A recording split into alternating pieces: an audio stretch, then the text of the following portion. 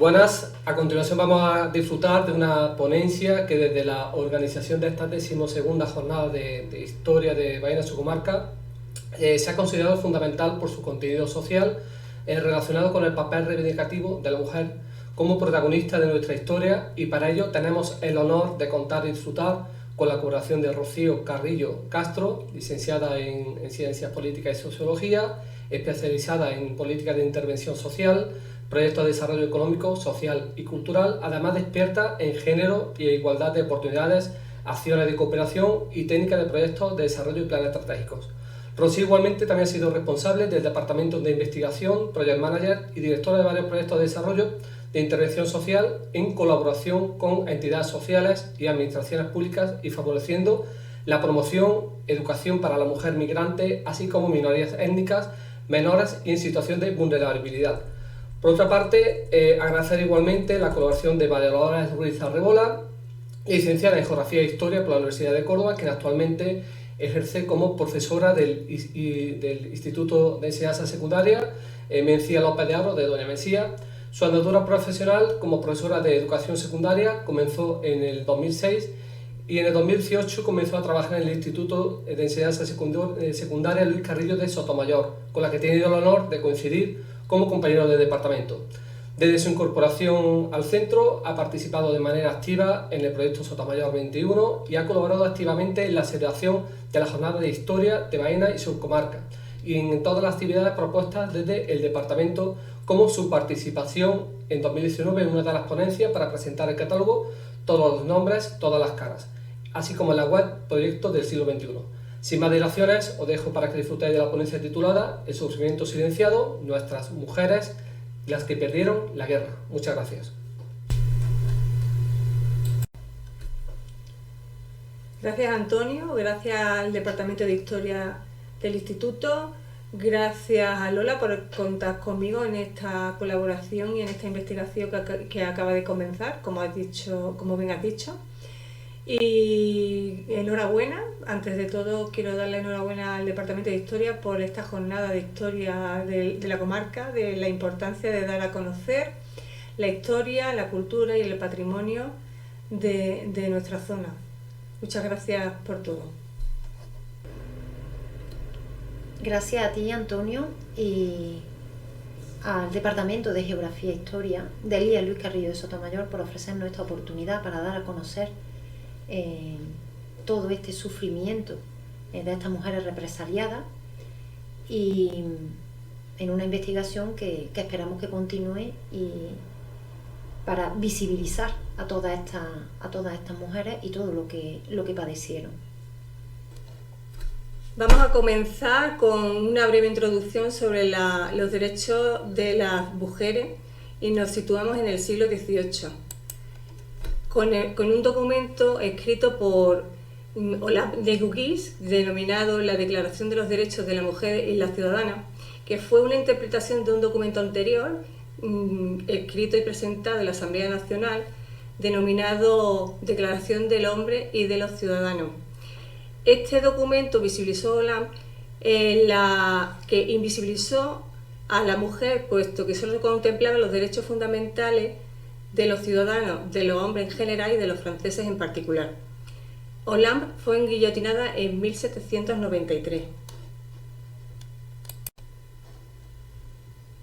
A mediados del siglo XIX, en concreto en 1848, se produce en Nueva York la Declaración de Sentimientos y Resoluciones de Seneca Falls, considerado este documento el inicio del movimiento sufragista, llegando a alcanzarse por primera vez en Nueva Zelanda en 1893, cuando se permite votar a las mujeres mayores de 21 años, aunque no pudieron presentarse como candidatas. La primera parlamentaria lo será a partir de 1933. Paulatinamente, una serie de países van a ir incorporándose durante las primeras décadas del siglo XX a todos estos derechos.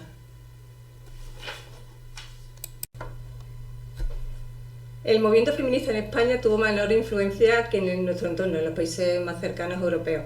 No obstante, hubo unas figuras muy importantes que destacaron en el movimiento feminista español, como fue Concepción Arenal, que vestida de hombre y con el pelo corto asistía a clase en la Universidad de Derecho.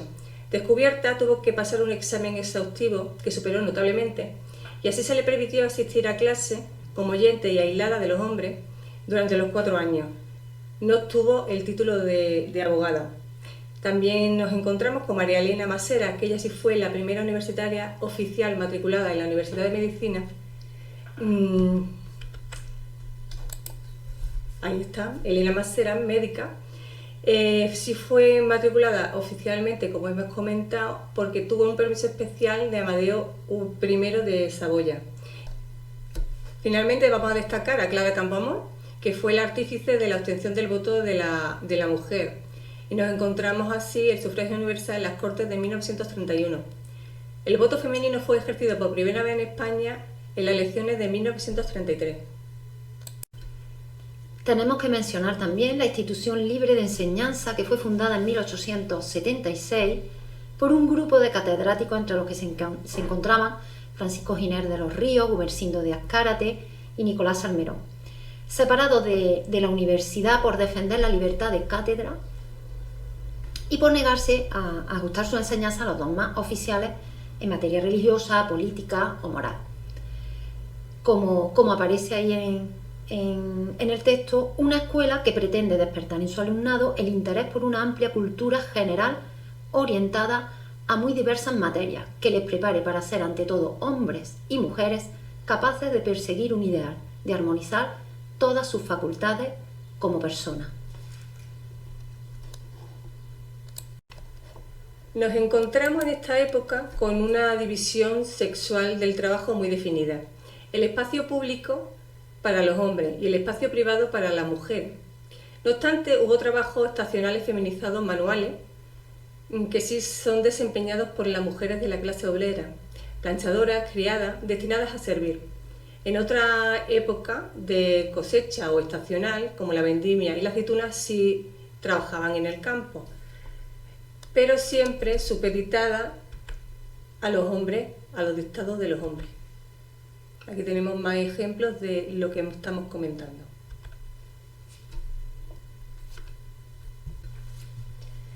Y de esta manera llegamos a abril de 1931 con la proclamación de la República, que supone la igualdad de ambos sexos. Y esta igualdad pasa por fin a ser una posibilidad real con la aprobación de la nueva Constitución. Hablamos de igualdad para la mujer, de igualdad jurídica con el hombre, de admisión a los empleos y a los cargos públicos, derecho al trabajo como obligación social ya de todos los españoles, por supuesto el derecho al voto, el reconocimiento al matrimonio civil y a la igualdad de los cónyuges, en fin, y una serie de derechos que anteriormente no existían, como compartir con sus maridos los bienes conyugales y la patria potestad de los hijos. En 1935, por ejemplo, es abolida la prostitución, en 1936 se legaliza el aborto. Pues bien, todos estos derechos van a quedar abolidos y van a desaparecer con la nueva legislación franquista que llega cuando se produce el golpe de Estado fallido y la guerra civil. Y van a ser borrados no solamente de la ley, sino también de la memoria colectiva, cuando se pone en marcha toda la maquinaria y todo el adoctrinamiento por parte del Estado durante el franquismo. Aquí tenemos un ejemplo de mujeres votando, precisamente de estos que hemos mencionado en 1933. Estas mujeres que por fin pueden acceder a estudios. Aquí tenemos la residencia de señorita en su centenario en 1915-1936. Todas estas ideas, ¿no?, que por fin pueden ir plasmando las mujeres, estas ideas feministas, como vemos aquí. En esta imagen en concreto, dos de las mujeres que aparecen ahí fueron represaliadas, duramente represaliadas durante la guerra civil y murieron. Y aquí tenemos pues un ejemplo de lo que significó esta apertura, en este caso de la educación, a las mujeres. El ejemplo de Dolors Vives, Lolita Vives. Llegó a la aviación como resultado de una educación adelantada a su época. De hecho, su padre, que era abogado, era un hombre de convicciones democráticas, interesado por las condiciones sociales y la mejora de las condiciones de vida en general de todas las personas. Y el 9 de julio de 1933, Lolita Vives pudo ver realizado su sueño de volar. Posteriormente, con el estallido de la guerra, sería movilizada como alférez por decreto el 1 de octubre de 1936. Paralelamente a lo anterior que ha comentado Lola, surgen en el primer tercio del siglo XX una serie de movimientos llamados fascistas. En España, el partido que encarna estas ideas será la Falange Española. La Falange Española fue fundada por José Antonio Primo de Rivera, y en este partido se creó una sección femenina que fue presidida por su hermana Pilar. Esta sección fue de gran importancia para el movimiento y consolidación del Estado franquista. La sección femenina de la Falange se creó en 1934 y se disolvió en 1974, un año antes de la muerte del dictador Franco. Para el franquismo, la mujer se convirtió en un elemento fundamental, encarnando la sección femenina el instrumento de adoctrinamiento a la mujer. La mujer en el franquismo dejó de tener capacidad legal, volviéndose a la idea de la mujer como un ángel del hogar, sumisa al varón, y cuya consideración social dependía de su función como madre y como esposa. Se conforma así un ideal histórico católico de feminidad, coincidente con el impuesto con la Iglesia. Tenemos una serie de ejemplos de lo que anteriormente hemos estado mencionando, tales como, por ejemplo, en el tema del adoctrinamiento del modelo de buena mujer frente al malo de la mujer como cuidadora. Nos han llegado testimonios orales en el que las propias mujeres son las que controlan a las otras mujeres si van o no a misa o cumplen los preceptos de la Iglesia Católica. Otro documento documentado a través de un libro de Pura Sánchez denominado Las individuas de dudosa moral, nos cuenta la historia de Josefa en 1939. Hemos comentado anteriormente que la división sexual del trabajo en el ámbito público y privado estaba claramente diferenciado, pero que además esto se le añade a la división de clases sociales. La mujer de la clase trabajadora sí trabajaba fuera del hogar, aparte de los empleos domésticos, pero no obstante las señoritas o las señoras, los quehaceres domésticos contaban con servicio. Pues bien, centrándonos en la historia de Josefa, la mujer de 59 años, casada y sin instrucción, según el acta de denuncia, fue calificada como significada y peligrosa extremista. Había ejercido la vigilancia de un grupo de presos derechistas, hombres y mujeres, en el convento de San Francisco antes de la llegada de las tropas nacionales.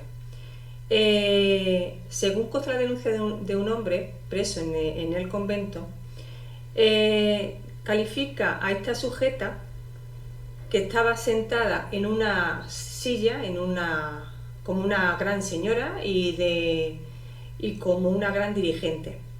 Otra señora presa en el convento denunció a Josefa como que la calificó como fascista y además se burló de ella porque traía agua y fregaba los suelos del convento.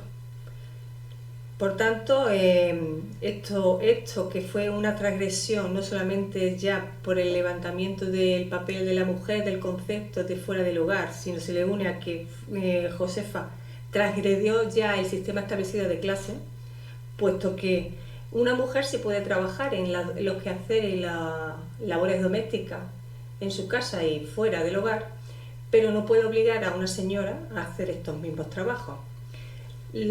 Por tanto, a los cargos del encausamiento del levantamiento militar contra ella se le añadió estos cargos.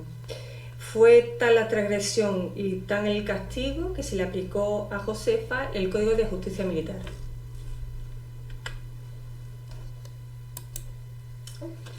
Con el levantamiento militar, los hombres marcharon al frente y por tanto las mujeres salieron masivamente a trabajar y a ocupar trabajos que tradicionalmente eran desempeñados por el hombre o masculinizados.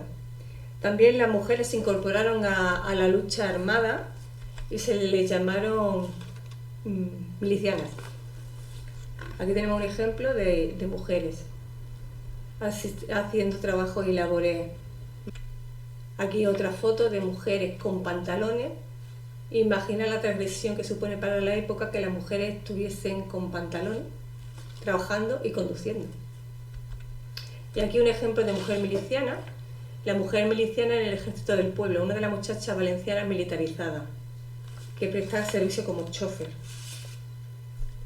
Pues ambas afrentan, imaginar, contra el orden moral y el concepto de buena mujer, según la visión de los vencedores, se le sumaron a los delitos de las encausadas, ¿no? Cuyas sentencias y tratamientos fueron, por tanto, mayor ejemplarizantes, advirtiendo de la consecuencia de tal transgresión a las mujeres, de cómo pueden ser tratadas la mujer mala frente a la buena mujer. Debemos señalar que por primera vez en la historia se produjeron bombardeos indiscriminados a la población civil. Bombardeos conocidos famosos podemos señalar y destacar los bombardeos a Madrid, Guernica o, como aparece en la fotografía, las de Bandá, en Málaga. También el uso de la violencia sexual generalizada con el mismo objetivo de mermar la moral y crear temor en la población civil, humillar a los hombres y convertir a las mujeres en un objeto, en un botín, deshumanizándolas, convirtiéndolas en un trofeo. En la actualidad vemos estos bombardeos a hospitales o a centros escolares en Ucrania y a grupos de mujeres y de niñas secuestradas y violadas en grupos en Ucrania también.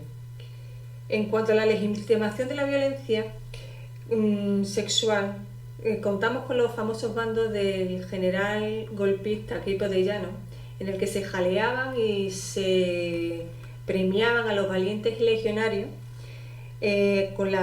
alentándolas a violar a las mujeres anarquistas, comunistas, como le llamaban, o para enseñarles lo que son un hombre de verdad a estas mujeres que se lo merecían, y en palabras textuales, por mucho que patalen y forcejeen, no se van a librar de ello.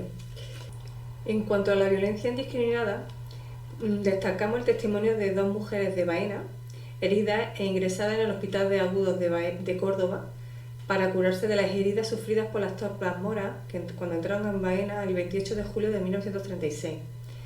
Rosa, 17 años, declara que fue herida en su casa, que entraron matando a 2 o 3 hombres, hirieron a otra mujer, y en la que no se produjo disparo alguno porque la gente de la casa no tenía armas. Testimonio paralelo e igual que el de Remedios, que también sufrió en su casa la herida de 3 moros que llegaron a su casa pegando tiros, hiriéndola, matando a su hermano, a todos los hombres de la casa, a 2 mujeres que se encontraban allí, y no hubo tampoco enfrentamiento. Esta mujer murió el 18 de agosto. En este sentido, y al hilo de lo que decía mi compañera Rocío, y viendo las consecuencias que tenían para las mujeres que habían perdido en algunos casos a sus maridos, o que habían ido a luchar al frente y ellas habían quedado solas, corrían el riesgo de sufrir la dura represión en sus propias carnes, y esto llevó a numerosas mujeres a huir. Así, por ejemplo, tenemos el testimonio de Dolores Blanco, que cuando fusilaron a su marido el 29 de julio de 1936 tuvo que huir con toda la familia a la llamada zona roja de Castro, para lo que tuvo que ponerse el conocido lazo rojo para poder llegar, y allí estuvieron un tiempo hasta que consideraron que fue prudente regresar, porque regresaron. También tenemos conocimiento, en este caso, agradecer la colaboración de Lian Ortega Bernabeu, que es una mujer que investiga el exilio y los campos de concentración en el norte de Argelia, donde precisamente en el campo de Carnot, una localidad situada al norte de Argelia, como estamos viendo en una fotografía de 1900, ha encontrado a una mujer llamada Dolores Martos, que llegó a ese campo de concentración con sus 5 hijos, procedente precisamente de Baena, que es uno de los casos pues, que estamos estudiando ahora mismo. Y también tenemos que hablar de esas mujeres que fueron detrás de sus maridos, de sus parejas, a los frentes y acabaron también en el exilio, como es el caso de Concesión García, que estaba casada con Domingo Pagón Pulido de Albendín, que siguió a su marido por varios frentes, y cuando se produjo el hundimiento de Cataluña, huyeron a Francia. O también el caso de Isabel Molina, esposa de Antonio Toledo Marín, de Baena, que se va a reunir también con su marido en Francia. Estos son algunos ejemplos, detrás de estos ejemplos hay muchísimos más nombres. Aquí tenemos, para situarnos, donde se encuentra la localidad de Carnot, en el norte de Argelia.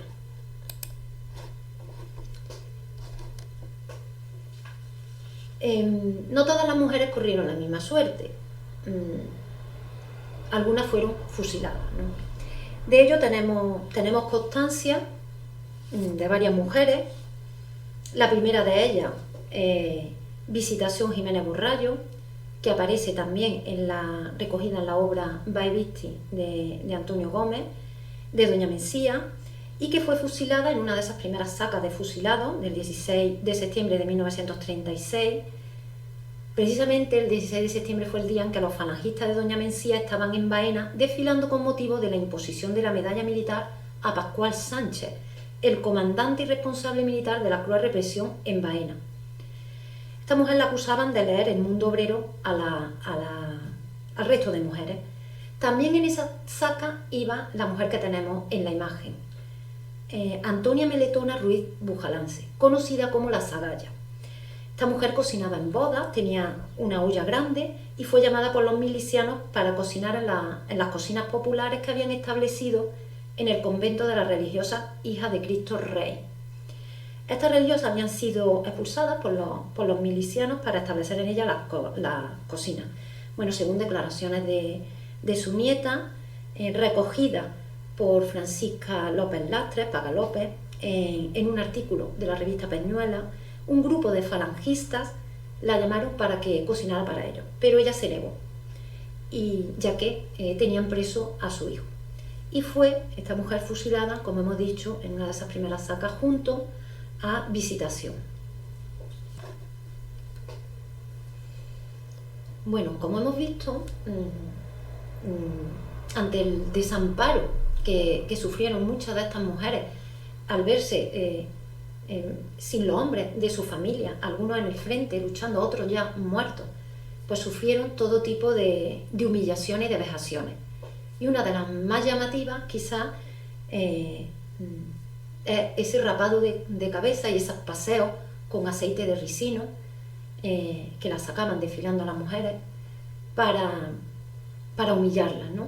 por su pasado republicano, anarquista. Uno de esos ejemplos más documentados los tenemos en Doña Mencía, con Fernanda Ruiz, como veis en las imágenes. Bueno, esta mujer, un testimonio de esta mujer, recogido también por Francisca López, cuando la llevaron a raparle la cabeza, el barbero le repetía que él no quería hacerlo, que lo obligaba y ella pues le respondía que no se apurara y que cumpliera con lo que le habían mandado. Que en ese momento en el que a ella la estaban rapando, llegó una mujer con 3 o 4 niños enganchados a su falda y llorando, y Fernanda, para consolarlos, les dijo a los niños que la aspiraban porque era verano y así estarían más fresquitas. Fernanda cuenta que nunca se avergonzó de ello y que iba a casi todos sitios sin taparse la cabeza, con la cabeza descubierta. También cuenta que pelaron a muchísimas mujeres. Algunas incluso obligaron a sus propios familiares a raparle la cabeza, a sus hermanos, a sus primos. Y ella dice que a ella la raparon por cantar canciones, lógicamente que según los vencedores, pues sus letras no podían ser escuchadas. También tenemos un testimonio en Suero. Manuel Espejo, hijo de Antonio Espejo Arroyo, cuenta cómo represaliaron a su madre en Suero. El 8 de septiembre de 1936, su padre, al tener noticia de la dura represión que se estaba llevando a cabo en Baena y en Luque, decide abandonar Suero. Cruza la frontera con Francia y tras pasar por varios campos de refugiados y una compañía de trabajadores, es hecho prisionero en Dunkerque y muere en Gusen en 1941. Su esposa, que quedó aquí en Suero, sola, con hijos, la pelaron al cero y la pasearon por el pueblo con un lazo rojo. Esto es lo que nos cuenta su hijo Manuel. Aquí podemos ver una imagen de estas mujeres rapadas haciendo el saludo franquista. También tenemos ejemplos en Baena, como cuenta un sobrino desde Barcelona de Victoria de las Morenas Molina, a la que raparon el pelo y le obligaron a tomar aceite de ricino. La pasearon por donde antes habían arbolado una bandera republicana tras la victoria del Frente Popular. Este testimonio lo corroboramos con las palabras de Enrique González Duro en su obra Las Rapadas, el franquismo contra la mujer. A las mujeres rojas las pelaron y les dieron el consabido ricino, haciéndoles vivir en constante humillación, lo que incluía toda suerte de abusos sexuales. Esto viene a corroborar lo que le sucedió a Victoria de las Morenas Molina. Sobre la impunidad con la que actúan los vencedores, ejemplos que ya, entre otros que ha mencionado Lola, Arcángel Bezmar destaca la figura tristemente conocida de Fidel Sánchez Valiente, comandante del puesto de la Guardia Civil, que fueron tales las atrocidades que acometió que fue denunciado por sus propios compañeros, entre otros por el jefe de la Falange al gobernador civil en 1937. Fue denunciado por estafador, abusador, por frecuentar casas de prostitutas, quedarse con el dinero de los contrabandistas y además por abusar sexualmente de las mujeres de familiares fusilados o asesinados. No obstante, ni la hoja de denuncia ni los testimonios fueron suficientes para separarle del cuerpo, pero sí fue trasladado de Baena. Y también hubo mujeres que sufrieron penas de prisión.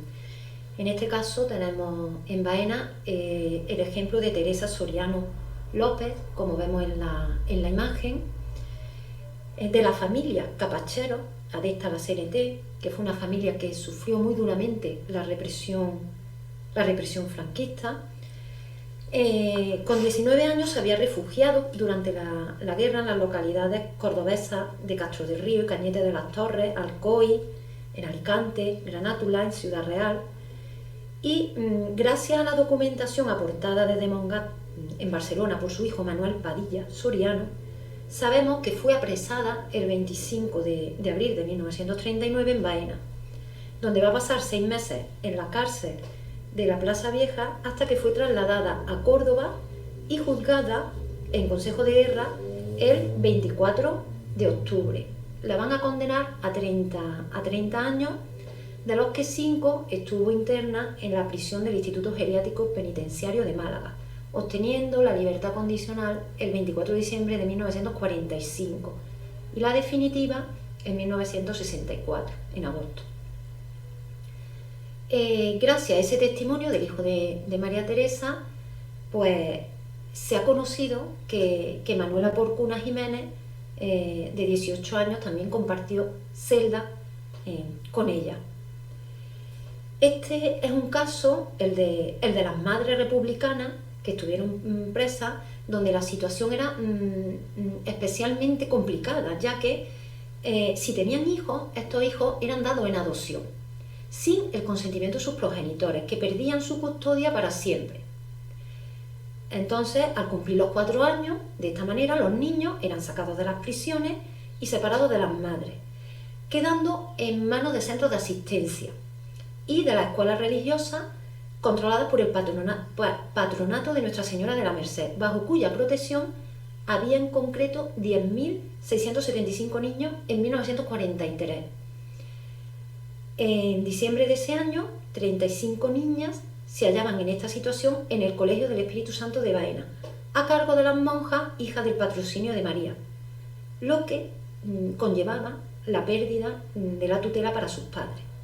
En estas cárceles también hubo mujeres que murieron de hambre, como es el caso de Isabel Cañete Molina, de 40 años, que debido a su diabetes, que estaba también en la prisión provincial, murió el 2 de agosto de 1940.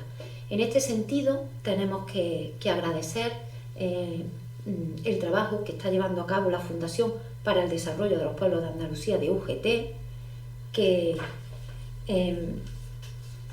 nos ha permitido conocer algunos nombres de mujeres que fueron condenadas a prisión. En concreto, estamos estudiando los expedientes que se encuentran en el archivo del Tribunal Militar Segundo de Sevilla, gracias también a la colaboración de José Manuel Gómez, que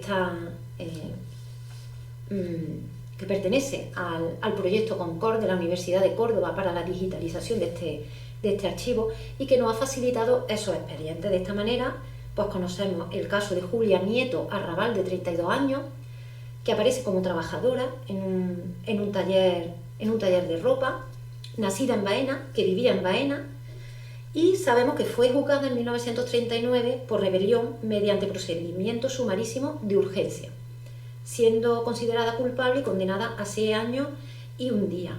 Se encontraba en Martos cuando estalló la guerra. Iba a ser juzgada por pertenecer como secretaria, por ser secretaria comarcal del Socorro Rojo Internacional, según ella dedicándose a confeccionar ropas para el Ejército Rojo y para niños. Niega en sus declaraciones haber hecho propaganda del mismo, aunque las declaraciones de los testigos van en sentido contrario y la acusan también de vida licenciosa. También se le acusa de haber sido presidenta del Partido Comunista en la localidad y haber hecho propaganda de sus ideas. Pues mediante consejo de guerra en Martos, el 11 de mayo de 1940, se recoge que quedó viuda y que hasta ese momento lleva una buena vida, una buena conducta, pero que al quedar viuda pasa a llevar una vida licenciosa y se afilia a la sección femenina del Partido Comunista, cuya actividad consistió en propagar las ideas marxistas por la localidad y sus alrededores. Se le acusa de excitación a la rebelión militar y por ese motivo es condenada a 6 años y 1 día de prisión mayor. También conocemos el caso de Josefa Ramírez Párraga, de 37 años, que aparece como dedicada a sus labores, nacida en Baena y que vivía en Baena, también juzgada en 1939 por rebelión, en procedimiento también sumarísimo, y en este caso por rebelión militar. Fue declarada culpable y condenada a 30 años. En este caso, Josefa era cabecilla en los hechos vandálicos ocurridos en la población de Hinojosa del Duque, donde se encontraba cuando se produjo la sublevación militar, y durante la época, como aparece recogido en este expediente, durante la época roja, se encontraba allí y había sido propagandista de los comunistas, llevó a cabo acciones en favor de los mineros y además pone que se alegra y que era inductora de asesinatos de falangistas. Pone que no tiene antecedentes y que durante la ofensiva de las milicias rojas y su dominio sobre Peñarroya vestía el uniforme comunista y era persona de gran confianza del Comité Rojo, y que se jactaba de decir que había que acabar con todos los fascistas. Reclutaba mujeres y las instruía en la doctrina comunista según declaraciones Ella niega haber intervenido en ningún hecho delictivo durante el periodo de denominación marxista. De tal manera, el 17 de mayo de 1900, mediante consejo de guerra, es condenada a 30 años. Aquí contamos con un listado de incautación de bienes que lo hemos extraído del libro de Antonio Barragán, el libro titulado Control Social y Responsabilidades Políticas en Córdoba. En él establece que un mínimo de 27 personas fueron sometidas a expediente de incautación de bienes, en el que fueron hallados culpables por actividades marxistas.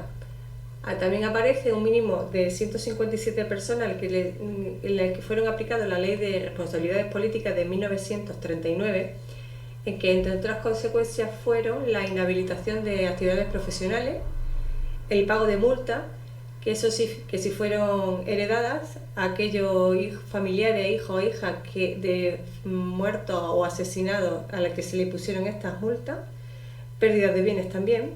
También hubo unos 15 vecinos en el que se aplicaron ambos expedientes, un total de 199, incluyendo 17 fusilados y 2 muertos en prisión. Del mismo modo, contamos con una serie de peticiones en Baena de informes al juzgado militar, en este caso 180 vecinos de Baena, de los que los jueces militares solicitaron informes a partir de 1938. Según la correspondencia del ayuntamiento que se conserva en el Archivo Histórico Municipal de Baena. Esta petición de informes se producía generalmente cuando los afectados permanecían encarcelados. Pero como no tenemos certeza absoluta de que en realidad lo estuvieran, pues se ha creado esta lista aparte, distinta de la de presos. Al lado de los nombres aparece la afiliación política, edad y profesión. Cuando se sabe, cuando se conoce, el juzgado militar que realizaba la solicitud y si el encartado tenía algún familiar directo que hubiera muerto a consecuencia de la represión franquista. A lo largo de nuestro estudio, el que hemos llevado a cabo Lola y yo, nos han aparecido y nos están llegando continuamente, nos están llegando nuevos testimonios orales de familiares y escritos también. Vamos a destacar uno de ellos que hace Antonio Sánchez, el famoso alcalde de La Malena, hizo un homenaje a su madre en este libro. Nos cuenta la historia de su madre Antonia, que vino de Doña Mencía a Baena. Escapando de la penuria se encontró la miseria, la pobreza. Se enamoró de un hombre casado, ya sabemos que ya no existía el divorcio. Y tuvo hijos y no se le pudo dar los apellidos porque a los hijos naturales fuera del matrimonio no se les daban los apellidos del padre. Se enamoró de este hombre que él consideraba marido, ganándose el apodo en Baena y el desprecio, el apodo de querida y el desprecio de la población de Baena. De otro lado, los hombres, que como ya sabemos eran los que trabajaban fuera de la casa, los hombres de la época bajaban a la Plaza Vieja a buscarse el jornal diario. Los señoritos de Baena se pasaban por la plaza y escogían a los seleccionados, los afortunados del día. Antonio no podía tener la posibilidad de acceder a este tipo de empleo. Por tanto, los trabajillos que ella le podía conseguir no eran suficientes, por lo que se fue abocada a ejercer la prostitución para darle comer a sus hijos. En la cava donde vivía ella existían las casas de mancebía, casas de prostitución, casas que los señores de Baena le ponían a sus amantes, casas que estaban alejadas del centro y de la moralidad de la población, de las mujeres buenas. Aquí podemos observar la cava, la situación de la cava, donde nuestro protagonista nos cuenta la historia de su madre. También, como podemos señalar, destaca una serie de testimonios orales que nos han llegado. Por ejemplo, Antonio nos cuenta la historia de su abuela. Él presenció junto a su madre y a su hermana cómo entraron los falangistas a la casa de su abuela. Observaron que la existencia de unos cuadros de militares que fueron fusilados e hicieron los falangistas que se lo comiera a su abuela semiparalítica.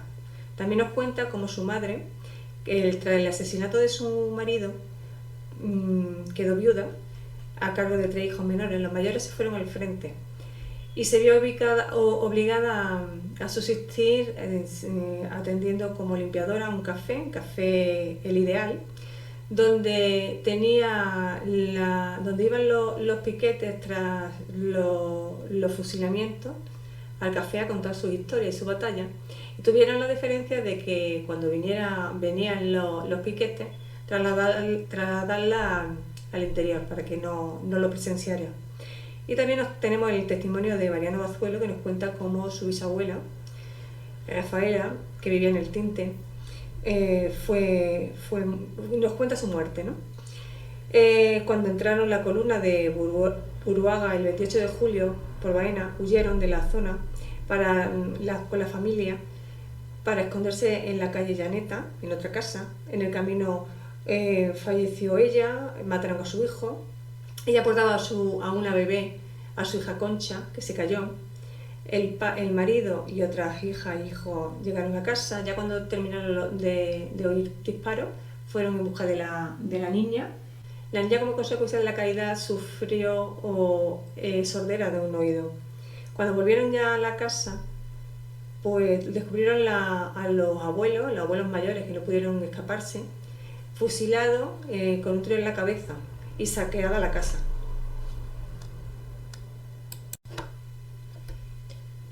Como hemos visto a lo largo de esta exposición, son muchos los ejemplos de mujeres que sufrieron durante la Guerra Civil y la posterior represión. Detrás de cada uno de estos nombres que hemos mencionado hay muchos más, pues fueron muchísimas las mujeres represaliadas.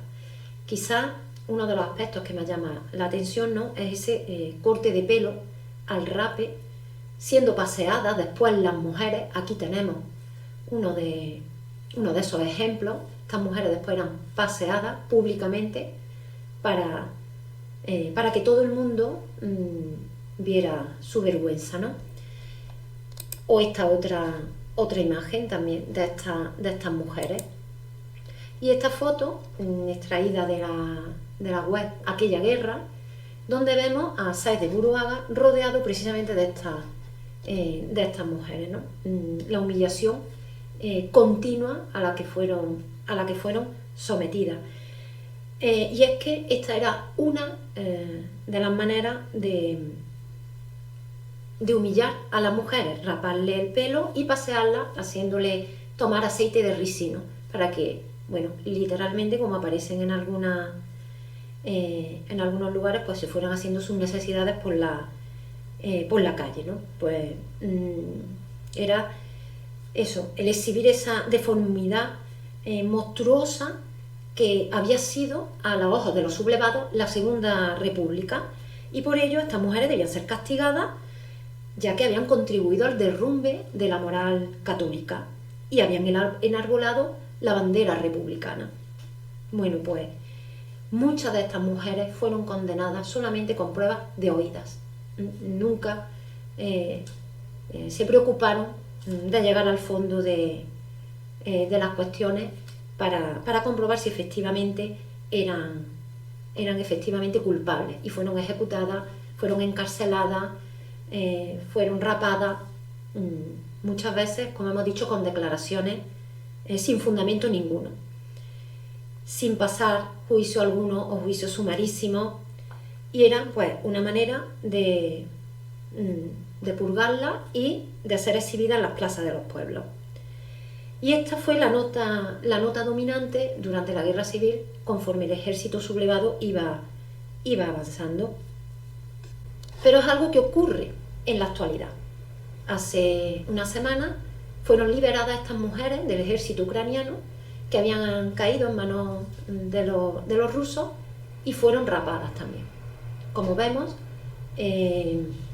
la represión y la humillación hacia la mujer es algo que se ha repetido y que a lo largo de la historia, y que ocurre también en la actualidad.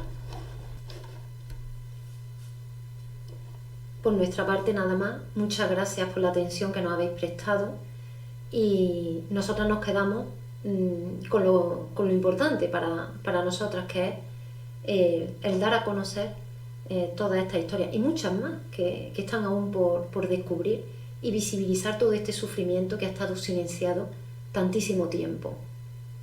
Muchas gracias.